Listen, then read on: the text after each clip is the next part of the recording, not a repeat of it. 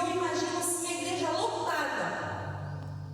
E aí não tinha muitos lugares. E aquele jovem que estava ali achou um lugar que onde ele poderia olhar para fora e olhar para dentro. Ele poderia sentar naquela janela, ver quem estava passando lá fora e ainda ver quem estava dentro da igreja. E ele foi sentando ali. E eu imagino que o culto foi se estendendo, porque a palavra do Senhor diz ali que era a palavra de Paulo se estendeu até a meia-noite. E jovem dorme muito, jovem tem muito sono. Os jovens de hoje têm muito sono, a gente vê. Entra no carro, dorme. Entra no ônibus, dorme. Para levantar de manhã, meu Deus, qualquer lugar que jovem começa a ler um livro, dorme. Está no celular, ele vai ver lá, o celular está ligado, falando sozinho, está dormindo. Os jovens de hoje dormem demais. Quando eu era criança, eu dormia dentro da igreja. Eu dormi muito quando eu morava aqui, naquela igreja que tinha embaixo, na outra antiga. Eu muitas vezes me acordei, se ajoelhei para orar, me acordei, estava na metade do culto. Mas eu era criança. Na minha juventude não tinha sono. Mas os jovens de hoje, por eles dormirem muito tarde, eles têm sono.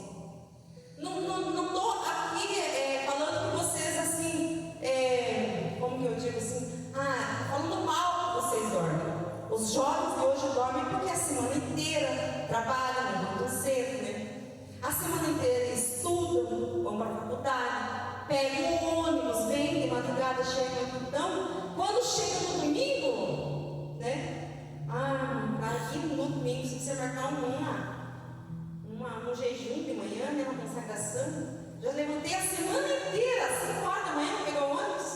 Ou levantei a semana inteira para ir trabalhar, aí de tarde peguei o ônibus, fui para a faculdade lá em Guarapuá, aí voltei, cheguei 2 horas da manhã quase em casa. Pelo cansaço do dia a dia, hoje a gente dorme. Encostou em algum lugar. E outra coisa, se você começar a ler a Bíblia, você acha que o inimigo vai deixar você ler assim, ali, e não vai pegar um pouquinho de sono? O inimigo faz tudo para você não ler a Bíblia, para você não aprender da palavra do Senhor. Então, os jovens de hoje, qualquer coisinha, eles estão dormindo. Eles dormem por tudo. Eles cansam demais. Porque a vida hoje, a alimentação que eles se alimentam é diferente.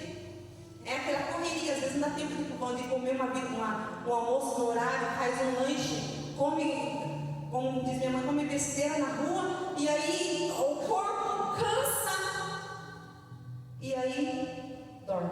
Eu imagino no domingo, esse domingo, assim, a igreja cheia, e imagine, naquela época não existia luz elétrica. Dentro daquela sala onde estavam reunidos, eram lamparinas. Era várias lamparinas cheias de azeite, onde se acendia o candeeiro e não ficava aquela fumaça. Vocês já viram assim, quando acende aqueles lampião de óleo? Hoje não põe óleo diesel, as coisas, mas ficava assim, aquela fumaça. Então aquelas janelonas grandes que se abriam para fora, era para ventilar dentro da igreja, para ventilar no local onde eles estavam. Então imagine, o Eutico tinha estudado a semana inteira, né? O Eutico tinha trabalhado a semana inteira. Então no domingo ele estava cansadão, domingo outro dia tinha que levantar cedo. Aí Paulo lá, né? A palavra de Paulo muito boa, mas eu acredito que ele foi indo, assim, sabe? Olhava lá para fora, dava uma olhada lá fora, começou a ver as pessoas passarem, eu vejo que as pessoas passaram comendo um salgadinho, tomando um refrigerante. Puxa, podia estar lá, mas Paulo está pegando aqui, vou voltar aqui pregar, vou voltar aqui escutar. Aí de repente passava alguém na rua, olhava lá, aí ele não sabia se ele olhava lá fora, se ele se concentrava no que estava lá fora, ou se ele se concentrava na palavra que estava dentro da igreja sendo falada.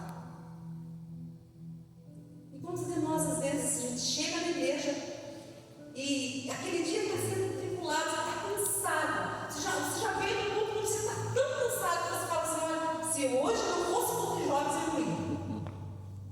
Se hoje não fosse eu, os jovens não tivessem que cantar, eu não ia. Olha, se eu não tivesse falado com a irmã você chega aqui, se ajoelha aí, mas para dar uma glória, para dar uma aleluia, sabe? Dá vontade de deitar e dormir. Quantos de nós já não fez isso? Fala assim, olha, muitas vezes eu estou aqui e estou tão cansada que eu falo assim, mãe, se não ficasse feio, eu ia subir lá em cima e ia dormir. Eu ia para o meu quarto, eu ia dormir antes de terminar o culto.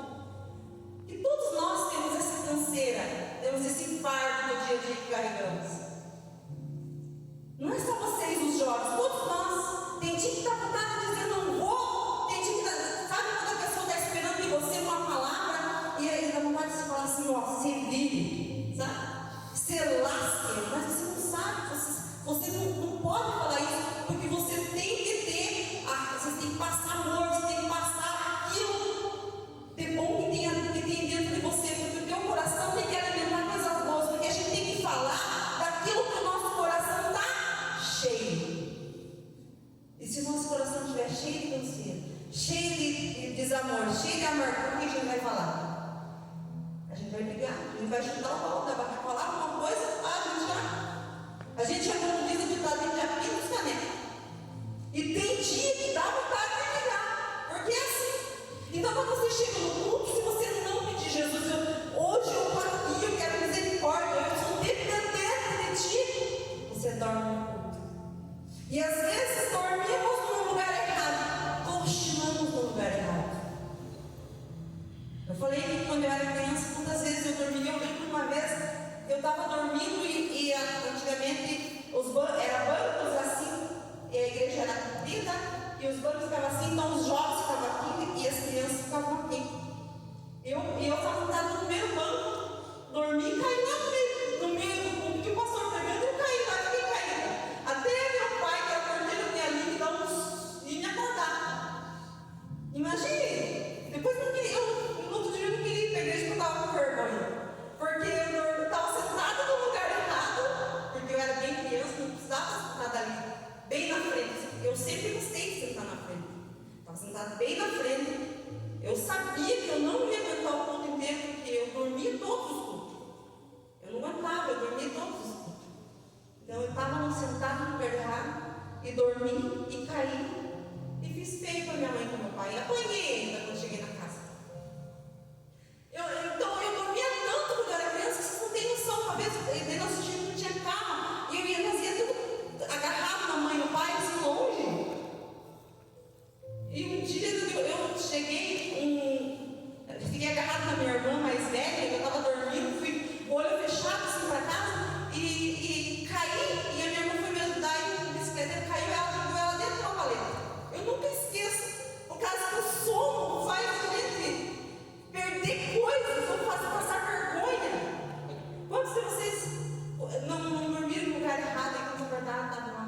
Eu lembro uma vez de um rapaz na igreja que dormiu no banco e sonhou e falou o nome da mulher que ele gostava. Que vergonha, né? Que mico. Imagina, o rapaz, ele nem namorava, mas ele gostava da menina. Aí ele dormiu e aí acordou, sonhou e falou o nome da menina que ele gostava no meio do culto. Aí não queria mais ir para a igreja, porque ficou com vergonha. Então, gente, dormir no lugar errado, cochilar no lugar errado, é muito vergonhoso, traz transtornos para nós. E quando você está com sono, não tem. Você quer deitar em qualquer lugar, você não importa quem está falando, você vai encostando. Vocês já viram os irmãos mais velhos aqui, os pastores que se atreviram, quando eles estão com sono? O culto dá uma benção que um vai. O pastor está dando uma cochiladinha no culto. Eles não aguentam, porque a idade deles já estão cansados, né? Mas jovem não. A Bíblia diz assim: que jovem é forte, tem que aguentar. Desce, lava o rosto. Não, eu vou me concentrar aqui. Desce, lava o rosto e volta. O que aconteceu com o Eutico? O que aconteceu com o Eutico? Foi lá numa altura do campeonato, a voz do Paulo foi sumindo e ele caiu. Imagina um alvoroço na igreja. Você imagina você soltar, talvez o pai dele e a mãe dele estavam ali, talvez ele estava sozinho no culto, e imagine o jovem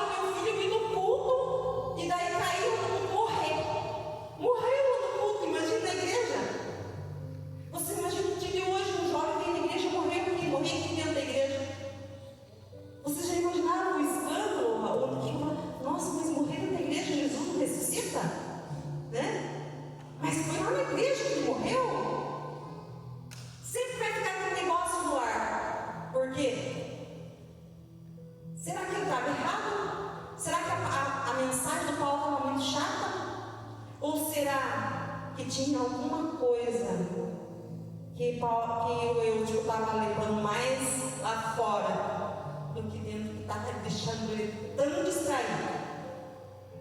O que está tão distraído na nossa vida hoje? O que nos distrai tanto a ponto de nós chegar no culto 1h30 e cochilar no culto? Que quando a gente vem na igreja, a gente vem fazer o quê? A gente vem para adorar. A gente não vem na igreja por obrigação, a gente vem na igreja porque a gente precisa. Hoje eu vou lá porque eu quero ouvir uma palavra. Hoje eu vou lá porque Deus, eu tenho certeza que Deus vai falar comigo, vai me dar uma direção naquele negócio que eu tenho que fazer segunda-feira. Deus vai me dar uma ideia daquele trabalho que eu vou apresentar. Deus vai me dar algo que essa semana eu vou aproveitar. Então eu vou ir lá na igreja para me ter esperança, para que Deus vai fazer algo por mim, que lá na escola não vou encontrar, que lá na rua, no emprego não vou encontrar. Então eu vou na igreja, eu vou buscar lá para me receber. Todos nós temos essa convicção, né? Eu não venho na igreja porque a mãe foi, porque muitos de vocês, a mãe nem está aqui. Eu não vou ir na igreja hoje porque hoje é domingo, é sábado, né? Não, é só um culto, não vou. Você veio aqui porque você quer receber algo do Senhor. Você quer levar algo da tua casa. Você quer ficar lembrando a semana inteira. Poxa, eu não quero ser nem eu te distrair. Eu quero chegar no culto, prestar atenção. Eu quero que Deus dê uma palavra para quando alguém perguntar alguma coisa, eu não lembrar. Nossa, foi lido lá em casa. Qual foi a leitura do começo do culto? Qual foi o hino que os adolescentes cantaram? Qual foi a palavra que o irmão que estava na igreja que falou? Então quando a gente presta atenção, a gente lembra de mensagens. Eu sou muito de guardar, eu sou muito de escrever as mensagens. Então eu me lembro da primeira vez que eu ouvi falar sobre o filme Titanic. Eu tinha mais ou menos uns 12 anos quando o pastor pregou na igreja. O tema da pregação era salvai-nos dessa geração perversa. E naquele culto o pastor contou a história do Titanic. Eu tinha 12 anos, eu chorei tanto naquela pregação, mas eu não sabia o que era. Depois eu estava namorando. Quando saiu o filme Titanic, nós fomos vendo os jovens. Saiu o filme, aí nós nos reunimos em Marapaba, numa casa, juntos os jovens. Todos os jovens da igreja foram lá assistir. Isso depois de muitos anos. E aí quando começou a passar o filme, eu lembrei daquela pregação que eu tinha 12 anos quando o pastor contou. Porque eu lembro que a pregação era interessante, que quando conta um fato, uma história, a gente aprende. Só que tem muitas vezes a gente chega no culto, a gente acha tão monótono o culto, a liturgia do culto, três da harpa, a orquestra toca, daí o irmão é a Bíblia, daí fala os avisos, vai falar dos aniversariantes, aí o pastor vem, o pastor prega uma hora e ele vai embora. O que será que foi feito no culto? O que será que foi falado no culto? A gente se distrai e a gente perde os momentos bons da igreja, do culto de dentro da igreja. E muitas vezes cochilamos no lugar errado. Não, às vezes você pensa que aquela palavra boa que era quando esse irmão pega, amém, para nós receber. Que às vezes a gente fala assim, que Deus abençoe você, que a tua vida seja assim. Às vezes você fala, você está ali conversando, você nem teve, você não lembrou que recebeu. Você não recebeu, você não levou para a tua casa, que era melhor. E aí eu caiu da janela e deu aquele alvoroço e eu acredito que foi todo mundo para lá. E quem narrou essa história, quem contou essa história foi Lucas. E Lucas era médico. E eu acredito que naquela hora Lucas era médico, ele morreu onde estava eu. Quando levantaram ele estava o quê? Morto. Morto porque caiu do terceiro andar dentro da igreja. E imagine o alvoroço daquele povo quando viu aquele moço ali estatelado no chão. E aí Paulo morreu ali. Quando Lucas falou que ele estava morto, porque Lucas era médico, então Lucas sabia que ele estava morto. Lucas falou, está morto. Mas Paulo, a Bíblia diz assim, que Paulo abraçou ele. Que quando nós vemos alguém que cochilou e morreu, porque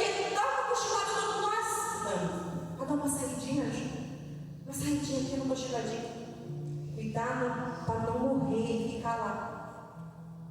Aí alguém tem que ir lá e abraçar para trazer de volta. E a história foi tão boa, a história foi tão boa, é que o Paulo foi lá e abraçou, e eu digo assim, que Paulo falou: Senhor, não, ele não pode morrer aqui, ele estava na igreja, Senhor, ele é crente, ele veio participar de nós, teve que nascer ainda, amanhã ele foi embora, como é que eu vou deixar esse menino aqui morto? Eu imagino. Paulo foi lá no ouvido e falou: Jesus, tem misericórdia, ressuscita agora o Eutico para me entregar para esse povo, esse rapaz vivo. Abraçou ele, e a palavra do Senhor diz assim, que ele levantou, ele viveu, ele estava vivo, e ele falou assim: olha, não se preocupe, pare de ficar famoso, pare de chorar, porque ele está vivo. Aí, irmãos, aquele culto que eu acredito que para o Eutico era monótono, porque ele chegou a cair. Imagine que aquele culto dele foi maravilhoso, porque a Bíblia diz ali que aí ele levantou vivo o jovem e muitos o consolaram, louvaram. Com certeza voltaram para dentro no fogo, no milagre, porque Deus realizou aquele milagre. Voltaram todos para dentro, escutar Paulo terminar o sermão e ainda ministrar a Santa Ceia, porque no outro dia Paulo ia embora. E aí Paulo falou até o amanhecer. Aí todo mundo escutou Paulo, né? Todo mundo ficou na vigília, porque Paulo terminou a pregação quando clareou o dia. Paulo terminou a pregação. E imagine daí para o Eutico, teve que levantar dali, com certeza, perna quebrada, braço quebrado, com a cabeça ali puxada. Estava vivo, mas estava tudo quebrado. Estava vivo. Quantos não voltam para a igreja tudo quebrado, mas volta vivo? E graças a Deus que Deus dá oportunidade para que alguém usado como Paulo vai lá, traz, abraça, entrega vivo. Está meio estragadinho, está meio tortinho aqui, mas está vivo. Quantos de nós, né? Que por um cochilo, por um descuido de um cochilo, faz alguma coisa que não era para fazer, sai um pouquinho ali e aí morre espiritualmente. Mas Jesus tem misericórdia, Jesus traz e traz vivo, e aí ele vai ter que ir curando as feridas daí, né? Porque daí, quando a pessoa sai, eu saí por causa que fulano falou isso. Lá eu saí, porque sempre vai ter uma desculpa. Ninguém sai e diz: não, eu não quero mais crente. Não, eu não quero mais vida chata. Não, sempre tem alguma desculpa. Qual era a desculpa do Eutico? Sentou na janela, no terceiro andar. Quantos estão na janela? Está aqui dentro, mas a vontade de dar um pulinho ali fora, né? Tem uma arraiala fora, né? Uma fogueirona lá, quentando, para amanhecer o dia dançando uma festa de São João. Quantos não pensam assim? Está aqui, mas dá uma passadinha ali. Cuidado para não morrer lá e voltar vivo, mas todo machucado. Eu lembro de um pastor, amigo nosso, que ele disse assim, o pastor falou assim: ó, você vai cuidar de uma congregação em tal lugar. Eu disse: eu não vou. Esse dia eu vou jogar bola. E esses tempos passados, os dias que queriam jogar bola, ele ainda bem que eles foram. Mas eu falei: Jesus, não vou falar nada. E o pastor foi, e ele quebrou a perna lá e necrosou a perna dele. Aí o pastor falou assim: pastor, agora se o senhor quiser, eu vou cuidar da igreja, porque voltou vivo, mas voltou manco. Então, irmãos, cuidem daquilo que vocês fazem.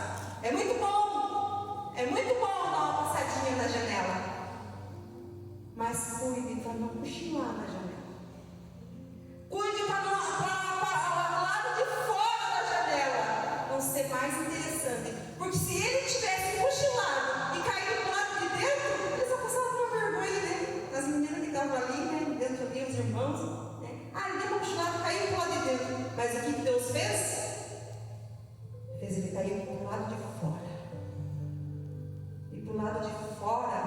Quem que está lá fora? Eu convido vocês para ficar em pé.